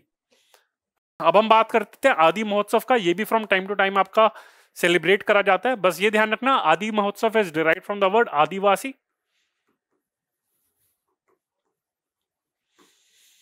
तो objective is it's a national tribal festival to celebrate and promote the spirit of tribal craft, culture, cuisine and commerce. तो from time to time in various places Aadi Mahotsav is celebrated. पिछले साल भी 2-3 जगह पे celebrate करा गया था। So it's a national tribal festival, आदि महोत्सव है टू प्रमोट आपका ट्राइबल क्राफ्ट, कल्चर, कुजीन। तो काफी अगर इवेंट होती है तो वहां पे ट्राइबल आपकी क्राफ्ट सेल करने के लिए होता है, खाना पीना होता है, तो आप जा सकते हैं वहां पे डेलिकेसीज और आपका क्राफ्ट एंजॉय करने के लिए। It is being organised by the ministry of tribal affairs and TRIFED. तो ये ध्यान रखना कि इसमें ट्राइफेड इन्वॉल्व है, नॉट NCST, नॉट NST आपका FDC, बल्कि ट्राइफेड इन्वॉल्व है along with ministry of tribal affairs. तो अगेन ये बहुत सारी जो भी डिफरेंट ट्राइब्स हैं, उनके कल्चर, उनके स्किल्स, उनका फूड, उनकी कुजीन, उनकी क्राफ्ट शो करता है। तो अगेन जैसे अगर हम काफी सारी क्राफ्ट्स की बात करें तो ये भी शो करता है। वर्ली स्टाइल आपका है जो जैसे महाराष्ट्र में ट्राइबल्स है। पत्थर चित्र हो गया आपका उड़ीसा और वेस्ट बंगाल में हो गया। Jewellery hand crafted in the Dokra style to bead necklaces, तो ये आपकी डोकरा स्टाइल भी एक आपका है, ज्वेलरी हैंडक्राफ्ट का है आपका। तो again Toda embroidery from the south है आपका। तो ये आपकी craft again from the craft point of view आपका इंपॉर्टेंट है। From colourful puppets and children toys to traditional weaves such as आपका डोंगरी शॉल्स, डोंगरी आपका पहाड़ी शॉल्स हो गया, बोडो वीव्स, कोटा डोरिया फ्रॉम राजस्थान। तो ये ध्यान रख लेना कि कोटा डोरिया की क्राफ्ट है राजस्थान का है। तो अगेन ये सिर्फ ट्राइबल अफेयर्स की कंटेक्स्ट में नहीं, क्राफ्ट की कंटेक्स्ट में भी ये टॉपिक इंपॉर्टेंट है। आयरन क्राफ्ट फ्रॉम बस्तर आपका हो गया, to bamboo craft and cane furniture आपका नॉर्थ ईस्ट का हो गया, and pottery such as blue pottery and Longpi pottery from Manipur. तो इसमें से अगर आपको कुछ नाम ध्यान रखने हैं तो आप ये नाम ध्यान रख सकते हैं। आपका एक तो हो गया लोंगबी पॉटरी फ्रॉम मणिपुर आपका हो गया, लोंगबी पॉटरी फ्रॉम मणिपुर आपका हो गया, कोटा डोरिया फ्रॉम आपका हो गया राजस्थान हो गया आपका, and Toda embroidery from the south आपका हो गया। Kota Doria from Rajasthan, लोंगपी pottery from आपका मणिपुर आपका। तो ये ध्यान रख लेना। साथ में हम कुछ और के डिजिटल इनिशिएटिव्स के बारे में बात कर लेते हैं। तो श्रम शक्ति एंड श्रम साथी, तो ऐसा लगेगा कि ये लेबर मिनिस्ट्री के हैं। एक्चुअली कोरोना वायरस के टाइम पे माइग्रेंट्स का क्राइसिस काफी बढ़ गया था, तो उस कंटेक्स्ट में डिफरेंट मिनिस्ट्रीज ने डिफरेंट इनिशिएटिव्स लिए गए थे। तो लेबर मिनिस्ट्री नहीं बल्कि ट्राइबल मिनिस्ट्री ने भी कुछ इनिशिएटिव्स लिए थे। तो ये है आपके श्रम शक्ति और श्रम साथी। ये ध्यान रखना कि लेबर मिनिस्ट्री का नहीं है, ट्राइबल अफेयर्स मिनिस्ट्री का है। सो tribal affairs ministry launch Shram Shakti, a national migration support portal, and श्रम साथी, a training manual for migrant workers in Goa. Specifically Goa के लिए मेंशन करा था। श्रम शक्ति तो आपका नेशनल माइग्रेशन सपोर्ट पोर्टल है, और श्रम साथी आपका training manual for migrant workers in Goa. तो ये ध्यान रखना कि श्रम शक्ति कौन सा है और श्रम साथी कौन सा है, ये ध्यान रखना। To facilitate and support approximately 4 lakh migrants who came from different states to Goa, the Chief Minister of Goa also launched a dedicated migration cell in Goa, along with the Tribal Affairs Ministry. It also sanctioned Tribal Research Institute, Tribal Museum, and Tribal Lok Utsav in Goa. तो ये ध्यान रखना कि ये आपका गोवा के लिए mention करा गया था आपका श्रम साथी। श्रम शक्ति तो आपका नेशनल माइग्रेशन सपोर्ट पोर्टल है, तो ये आपका ट्राइबल अफेयर्स मिनिस्ट्री ने करा था। श्रम साथी आपका साथी से ध्यान रखना कि गोवा के साथ इन्होंने ये इनिशिएटिव लॉन्च करा था। तो अगेन श्रम साथी आपका हो गया। फिर एक होता है हमने आदि प्रशिक्षण पोर्टल। तो आदि से तो अगेन हो गया कि आदिवासी हो गया। प्रशिक्षण, तो tribal affairs minister launch this portal. This portal is developed by the ministry, acts as a central repository for all training program conducted by tribal research institutes, different divisions of ministry, National Society for Education of Tribal Students, National Society for Education of Tribal Students, Center of Excellence funded by the Ministry of Tribal Affairs and National Tribal Research. तो again objective यही कि जो भी सारी training provide करी जाती है by all the research institutes, वहां पे सारी इसकी लिस्ट करी जाएगी। आदि प्रशिक्षण पोर्टल, तो प्रशिक्षण हो गया आपका, ट्रेनिंग हो गया, तो ट्रेनिंग ऑफ ट्राइबल्स प्रशिक्षण, तो ये आपका हो गया आदि प्रशिक्षण पोर्टल। साथ में हम फॉरेस्ट राइट एक्ट के बारे में बात कर लेते हैं। तो अगेन मिनिस्ट्री ऑफ ट्राइबल्स ने आपका एजुकेशन मिनिस्ट्री के साथ कोलैबोरेट करा, हेल्थ मिनिस्ट्री के साथ कोलैबोरेट करा, अब एनवायरमेंट मिनिस्ट्री के साथ भी कोलैबोरेट करा। So both the ministries decided to give more powers to the tribal communities in managing the forest resources. दोनों ने कहा कि ट्राइबल्स को फॉरेस्ट रिसोर्सेज को मैनेज करने के लिए, क्योंकि वो फॉरेस्ट इकोनॉमी पे बेस्ड रहते हैं, तो उनके लिए इन्होंने कहा कि चलो उनको पावर दी जाए काफी फॉरेस्ट रिसोर्सेज को मैनेज करने के लिए। तो काफी ज्यादा, तो दे signed a joint communication for this purpose. A joint communication was signed for this purpose between the two ministries. The joint communication pertains to effective implementation of the Scheduled Tribes and Other Traditional Forest Dwellers Recognition of Forest Right Act, which is commonly known as Forest Right Act. तो इतना तो नाम लिखेंगे तो आपके तो, अगर mains में अगर इतना बड़ा नाम लिखेंगे तो आपके तो वर्ड्स ही खत्म हो जाएंगे, 200 में से 20 वर्ड तो यहीं चले जाएंगे। तो फॉरेस्ट राइट एक्ट आप ध्यान रख लेना। Scheduled Tribes and Other Traditional Forest Dwellers Recognition of Forest Right Act of 2006। तो इसके बारे में जॉइंट कम्युनिकेशन तो साइन करा, पर इस एक्ट के बारे में भी देख लेते हैं। The act recognises and vest the forest rights and occupation to the forest land in in the forest land in forest dwelling scheduled tribes and even on other traditional forest dwellers who have been residing in such forest for generation but whose rights could not be recorded. तो forest dwelling schedule tribes वो हो गए, वो tribals जो forest में रह भी रहे हैं और उनके राइट्स रिकॉर्ड भी हो गए हैं, बट साथ में ऐसे अदर ट्रेडिशनल फॉरेस्ट ड्वेलर्स वो होते हैं जो रह रहे हैं पर उनके राइट्स रिकॉर्ड नहीं हुए. तो ये डिफरेंस है दोनों में. It provides a framework for recording the forest right so vested and the nature of evidence required for such recognition and vesting in respect of forest land. The Act identifies 4 types of rights: title rights, use rights, relief and development rights, forest management rights. तो एक MCQ भी बन सकता है कि कौन से type के rights are identified by the Forest Rights Act. Title rights, use rights, relief and development rights, forest management rights. Title rights, use rights, relief and development rights, forest management right. तो इस context में अगर कुछ question आया ऐसे MCQ की which of the following above are recognised in the forest right act, तो answer is all of the above.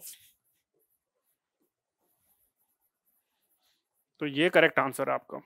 ठीक है, अब हम बात करते हैं पेसा के बारे में. Panchayat extension to the scheduled areas आपका, तो PESA, panchayat act of 1926, extension to the scheduled areas, PESA. तो पेसा के 25 इयर्स हो चुके हैं, तो हो सकता है ये इस साल के प्रीलिम्स के लिए भी और मेंस के लिए, दोनों के लिए बहुत इंपॉर्टेंट है. सो पेसा के बारे में पढ़ लेते हैं. PESA seeks to protect the principle of jal jangal जमीन. यहां पे 3J आ गया, जल जंगल जमीन. तो ये ध्यान रख लेना, water forest and land for the tribals.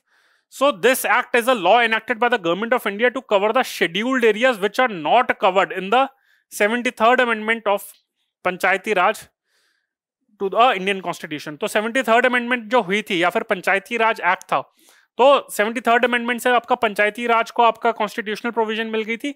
पर ऐसे भी कुछ एरियाज थे जो ट्राइबल एरियाज में जहां पे था कि पंचायती राज इंप्लीमेंट नहीं होगा. तो थोड़ा सा इशू हो गया था कि चलो 73rd आपका अमेंडमेंट आ गया था 1991-92 के आसपास. फिर लगा कि बाकी सारे ट्राइबल एरियाज तो रह गए, तो लगा कि चलो पंचायत का जो प्रिंसिपल है वो इन शेड्यूल्ड एरियाज में भी एक्सटेंड कर दिया जाए. Hence the name panchayat extension to the scheduled areas act of 1996. तो ये आपका 1996 में 24 दिसंबर को आपका इनेक्ट करा गया था to enable gram sabhas to self-govern their natural resources. It is an act to provide for the extension of the provision of Part 9 of the Constitution. जो Part 9 of the Constitution है 73rd Amendment Act से, relating to the panchayat to the scheduled areas. तो Part 9 है जो Constitution का, वो आपका ये इससे डील करता है आपका पंचायत से. तो ये उसकी प्रोविजन शेड्यूल्ड एरियाज को भी इंप्लीमेंट कर रहा है. शेड्यूल्ड एरियाज का मतलब होता है those scheduled areas as referred to in clause 1 of the article 244 of the constitution. The act extended the provision of panchayat to the tribal areas of the states that have 5th scheduled areas. तो scheduled areas वो होते हैं जो 5th schedule में mention होते हैं आपके, उन एरियाज में भी पंचायत का प्रिंसिपल इंप्लीमेंट करने के लिए. तो ये ध्यान रखना, आर्टिकल 244 क्लॉज 1 एंड आपका 5th शेड्यूल. तो ये दो पॉइंट्स ध्यान रख लेना.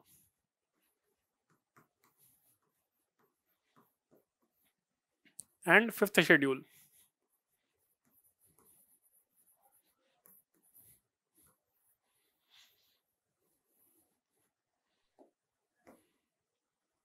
A state legislation on panchayat in the scheduled area should take care of the customs, religious practice and traditional management practices of community resources. एक तो ये चीज है.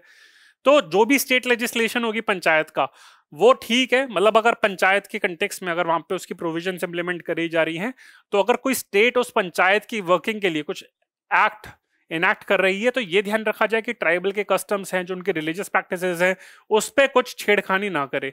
Every village shall contain a gram sabha whose members are included in the electoral list for the panchayats at village level. ये इसका provision है.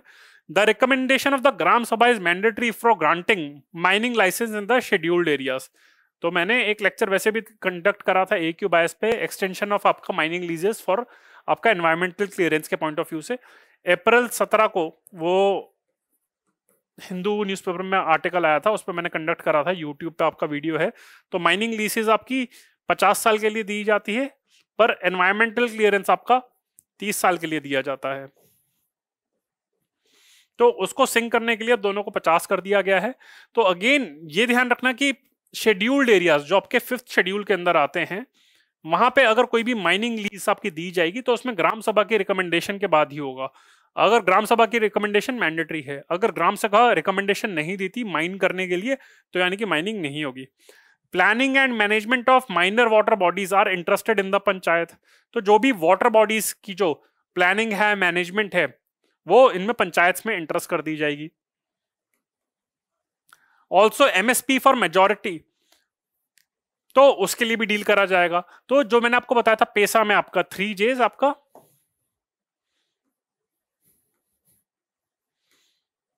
जल यानी कि water,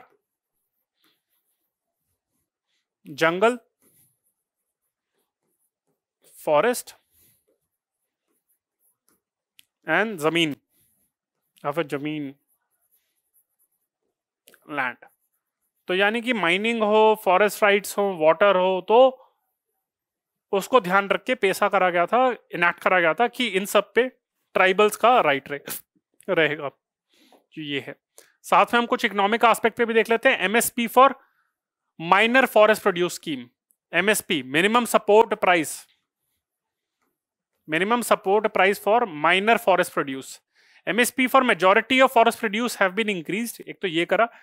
37 new items under the scheme were included. Number of this reached from items under the MFP under MSP scheme were increased from 50 to 87, क्योंकि 37 की addition हुई थी। ये भी था आपका। साथ में वन धन विकास कार्यक्रम, इसके बारे में भी देख लेते हैं। इसमें भी कुछ इनिशिएटिव्स लिए गए थे। Under the scheme of MSP for MFP, Van Dhan Vikas Kendra clusters act as common facility centres for production from procurement come value addition to locally available minor forest produce. So under this scheme of MSP for MFP, Van Dhan Vikas Kendra clusters act as common facility centers for procurement come value addition to locally available minor forest produce. Rupees 250 crore were released to TriFed in the last 3 years for setting up Van Dhan Vikas Kendra clusters. तो ये ध्यान रखना कि one Dhan Vikas केंद्र clusters have been set up as a common facility centers under the MSP for MFP scheme आपका। Around over 3000 Van Dhan Vikas Kendra clusters have been sanctioned.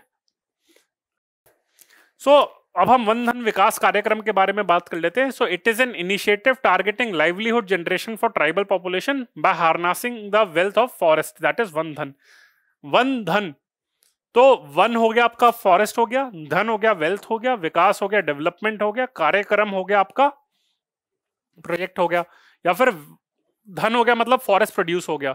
तो one धन मतलब फॉरेस्ट प्रोड्यूस हो गया आपका, एंड विकास हो गया डेवलपमेंट। तो जो भी फॉरेस्ट से आपका प्रोड्यूस होगा, आपका मनी निकलेगा, तो उसको डेवलपमेंट के लिए निकाला जाएगा। So that is one Dhan विकास कार्यक्रम। So that targets for livelihood generation of tribal population by harnessing the wealth of forest. The program aims to tap into the traditional knowledge and skill sets of tribal people by adding technology and information technology for upgradation of output. Implementation of Van Dhan विकास कार्यक्रम is through one Dhan Vikas केंद्र, जो मैंने आपको बताया था। 2018 में prime minister Modi जी ने ये अनाउंस करी थी with the launch of one धन योजना इन बीजापुर इन Chhattisgarh, under which one Dhan Vikas केंद्र वॉज ऑल्सो सेटअप। तो अगेन वन धन विकास केंद्र आपके इस स्कीम को इंप्लीमेंट करते हैं, और 2018 में प्रधानमंत्री मोदी जी ने वन धन विकास योजना आपकी लॉन्च करी थी इन बीजापुर इन छत्तीसगढ़। ये ध्यान रखना। One Dhan Vikas Kendra is to cater to 10 self help groups of 30 tribal gathers each. तो ये आपका 10 सेल्फ हेल्प ग्रुप को टारगेट करता है एक वन धन विकास केंद्र। तो ट्राइबल्स के साथ के तो हमने इनिशिएटिव्स काफी डिस्कस कर लिए। डी नोटिफाइड ट्राइब्स के कंटेक्स्ट में भी काफी कुछ ना कुछ पॉइंट्स आते रहते हैं, तो एक बार वो भी पढ़ लेते हैं कि क्या इश्यूज है। अभी थोड़े टाइम पहले भी कुछ कंट्रोवर्सी हुई थी, गवर्नमेंट ऑफ इंडिया पे कहा, पार्लियामेंट में भी इशू रेज करा गया कि इन पे फोकस करना चाहिए। तो एक बार देख लेते हैं कि D notified tribes, nomadic tribes, semi nomadic tribes क्या होती हैं। सो डी नोटिफाइड ट्राइब्स क्या होती है? Tribes labelled as criminals through a legislation by British government and were de notified post independence. तो ये डी नोटिफाइड ट्राइब्स होती है कि कॉलोनियल एरा के टाइम पे, ब्रिटिश इंडिया के टाइम पे कुछ ट्राइब्स को क्रिमिनल ट्राइब्स डेजिग्नेट कर दिया गया था, क्योंकि लग रहा था कि वो हंटिंग गैदरिंग में हैं, वहां पे काफी अग्रेसिव हैं। तो इसी वजह से कुछ ट्राइब्स को उन्होंने ब्रिटिश इंडिया के टाइम पे क्रिमिनल्स नोटिफाई कर दिया गया था, और गवर्नमेंट ऑफ इंडिया ने पोस्ट इंडिपेंडेंस उन ट्राइब को जो नोटिफाई करा गया था क्रिमिनल, उनको डी नोटिफाई कर दिया था। बट स्टिल डी नोटिफाई करने के बाद भी that no longer they are notified as criminal, still भी वो लेगेसी होती है, तो उनको डिस्क्रिमिनेशन फेस करी जाती है। Hence these are known as de notified tribes. तो काफी वल्नरेबल ग्रुप है। Nomadic tribes means maintaining constant geographical mobility. तो ये नोमैड की तरह, नोमैड मतलब होता है कि आपका इधर उधर घूमते रहते हैं, कहीं पे एक जगह पे टिकते नहीं है, तो वो नोमैडिक ट्राइब्स हो गई आपकी। सेमी नोमैडिक ट्राइब्स हो गई tribes who are on the move but return to fix habitation once a year mainly for occupational reasons. तो ये ट्राइब्स ऐसी होती है, नोमैडिक हो गई कि कॉन्स्टेंटली घूमती रहती है फैमिलीज के साथ, तो कहीं पे एक जगह पे टिकती नहीं है कुछ टाइम के लिए, कुछ टाइम पे रहती है फिर उसके बाद ट्रैवल करना शुरू कर जाती है। सेमी नोमैडिक होती है कि वो भी घूमती रहती है पर साल के एक दो टाइम में वो अपने घर पे वापस आ जाती है, बाकी टाइम घूमते रहते हैं वो। तो ये सेमी नोमैडिक ट्राइब्स हो गई आपकी। ये डेफिनेशन हो गई, तो ये ध्यान रखना। तो इनकी टाइमलाइन देखें तो de notified tribes and nomadic tribes, this term can be traced to the criminal tribe act of 1871। The colonial government notified nearly 200 tribal communities to be hereditary criminals, कि उनका काम ही यही है कि वो क्रिमिनल एक्टिविटीज रहेंगे, ये मैं नहीं कह रहा, ब्रिटिश गवर्नमेंट कहती थी। And subjecting them to constant harassment by the administration, तो उनको ये कहता है कि वो हेरिडिटरी आपका क्रिमिनल्स होते हैं, कि वो जैसे पैदा होते हैं उनको क्रिमिनल एक्टिविटीज में डाल दिया जाता है, यही उनका ऑक्यूपेशन है। तो अगेन वो कस्टम्स के बीच में था कि यार हमको लगता है कि वो क्रिमिनल है पर उनके तो ये कस्टम्स में ऐसा, तो वो कस्टम्स आपके बारे में कम्युनिकेशन गैप था। तो ये क्रिमिनल ट्राइब्स एक्ट ऑफ 1871 है, यहां से टर्म मेंशन करी थी D notified and nomadic tribes. After India gained independence, these tribes were denotified from the list of criminal tribes and hence the term. The CTA was repealed and the Habitual Offenders Act was enacted in various states. Currently, a variant of the Habitual Offenders Act, जो states में inaugurate करा था, of the bill was proposed by the Union government, stands enforced in 10 states. तो government ने इनकी empowerment के लिए कि do notified tribes, nomadic tribes, semi nomadic tribes, इनकी एम्पावरमेंट के लिए क्या क्या स्टेप्स लिए गए हैं। To address these issues, the first National Commission for Denotified Nomadic and Semi-Nomadic Tribes was constituted in 2003. पहले तो ये हो गया आपका। तो first national commission for Denotified Nomadic and Semi-Nomadic Tribes was constituted in 2003. ये तीनों टर्म्स अगेन इसके लिए कमीशन भी थी, इसी वजह से मैंने आपको स्पेसिफिकली बताया कि ये इनके बीच में क्या डिफरेंस है। This was reconstituted 2 years later under the chairmanship of आपका बालकृष्ण रेनके। तो आपकी जो पहली ये कमीशन थी वो 2003 में थी, फिर आपकी दूसरी आपकी कमीशन थी वो 2005 में कॉन्स्टिट्यूट करी गई थी अंडर बालकृष्ण बी रेनके। तो रेनके नाम ध्यान रख लेना, कभी कभी रेनके कमीशन के बारे में क्वेश्चन आ सकता है। तो रेनके कमीशन के बारे में, तो which submitted this report in 2008। The Renke commission estimated their population between 10 to 12 crore. तो ये कमीशन बहुत ज्यादा इंपॉर्टेंट है। In 2015, Idate Commission was constituted under the chairmanship of Bhikkhu Ramaji Idate, which submitted its report in 2018. तो Renke commission और Idate commission, ये दो commission आपको ध्यान रखनी है। पहली कमीशन आपकी 2003 में थी, वो ज्यादा इंपॉर्टेंट नहीं है, बस ये ध्यान रखना कि 2003 में कमीशन थी। दूसरी कमीशन रेनके कमीशन थी, जिसने इसकी पॉपुलेशन एस्टिमेट करी थी, इनकी पॉपुलेशन एस्टिमेट करी थी 10 करोड़ के आसपास। और लास्ट थी आपकी तीसरी थी इदाते कमीशन। इदाते कमीशन ने भी बहुत सारी रिकमेंडेशन दी थी।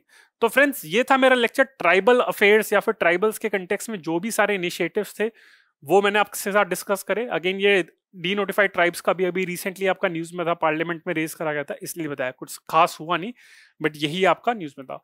तो फ्रेंड्स, आई होप आपको ये लेक्चर अच्छा लगा हो। जो भी मैंने आपको सारे ट्राइब्स के बारे में बताया, पिछले 1-1.5 साल में क्या इनिशिएटिव्स लिए हैं, जनजातीय गौरव दिवस मैंने आपको बताया, एजुकेशन रिलेटेड काफ़ी इनिशिएटिव्स बताए, हेल्थ रिलेटेड इनिशिएटिव्स बताए, polity related, forest right act, PESA के 25 साल हो गए, तो ये बताया। और साथ में मैंने आपको ये भी बताया था कि एसटीज के कंटेक्स्ट में क्या कॉन्स्टिट्यूशनल प्रोविजंस हैं, क्या स्टेप्स लिए गए हैं, तो ये सब बताया। एजुकेशनल सेफगार्ड्स, आर्टिकल 46 बताया, आर्टिकल 366, क्लॉज 25, आर्टिकल 342, तो ये सब बताया। और national commission for scheduled tribes which was constituted in आपका 2004 I think by the 89th amendment act. तो आई होप आपको ये लेक्चर अच्छा लगा। If you like this lecture then do press the like button, share it with your friends and subscribe to the channel of AQ bias. ऐसे बहुत सारे topics हम अभी प्रीलिम्स अतुल्य के अंदर कवर करेंगे in a 3C approach, that is comprehensive, concise and contemporary. If you have any query then please reach out to us via various social media platforms like Facebook, Instagram, आपका Telegram हो गया and YouTube हो गया। And this is our contact details, info@aqbias.com, इस पे भी आप हमें कॉन्टैक्ट कर सकते हैं, हम रिप्लाई बैक करेंगे। And this is our phone number 9319058800। If you have any query, then please feel free to connect with us. So friends, this is Deepak Singh on behalf of AQ Bias. Thank you. Bye.